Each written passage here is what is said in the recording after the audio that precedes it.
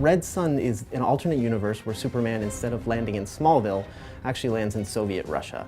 And it's the events of how he would have turned out had he been part of a communist country. The storyline is just one of the most intriguing ones. If he lands in Russia, is really what it's all about. And being able the ability to add an additional 20 missions to our already robust scenario mode, I think it's going to give the players a lot of enjoyment. I thought it was genius, actually, the whole idea of Superman landing in Soviet Russia and how that impacts the storyline. When we knew we were going to be able to do a lot of skins and DC kind of gave us the go-ahead, Red Sun would have been on the top of my list. So the Red Sun pack gets you 3 versions of our characters as if they were in this Red Sun universe. You get Superman, Wonder Woman, and Grundy. It also includes 20 Star Lab missions, which are these stories that take place throughout the Red Sun comic book arc. The Star Lab missions are pretty much the natural evolution of how we've done our challenge missions in the previous games. What we're doing this time around is focusing a lot more on unique individual missions where they're a lot more elaborate. So you get to do a variety of different things, whether it's play something like a 2D side-scroller for a mission or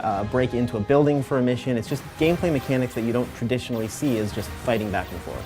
So my favorite thing about the Red Sun design on Superman is the way they took what is still a traditional costume and really gave it this militarized feel. So there's the obvious design element of the hammer and sickle replacing the S for his shield. We hold the S shield for Superman in very high esteem, and it's interesting to see, the hammer and sickle put into that S shield, and I think the graphic of that is really cool. But you also get to see these sort of dark colors and these tight stitching on his collar that really makes him look like this militant figure. We use more of an S shields type belt for Superman, where I think in the comics it was a little more circular in design, and Wonder Woman had a type of matching belt in the comics. I think the color scheme is awesome, right? Because we have the black and the grays, and then you have that stark red against that. Red Sun Grundy doesn't actually exist in the comic book. We really wanted to expand the universe of Red Sun, so we picked a character that we thought would fit really well in there. So we added Grundy, who's this big communist sort of comrade friend. Red Sun Grundy has a few things that are different and I thought were really cool to add in that gave that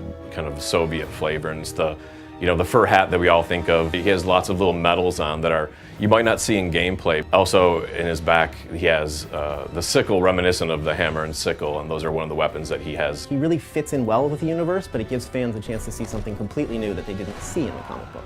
Everyone around here sort of knows that Superman is my favorite character, so even though it deeply pains me to see that hammer and sickle on his chest, he's my favorite because it'll give me a chance to really beat the crap out of this Soviet Superman.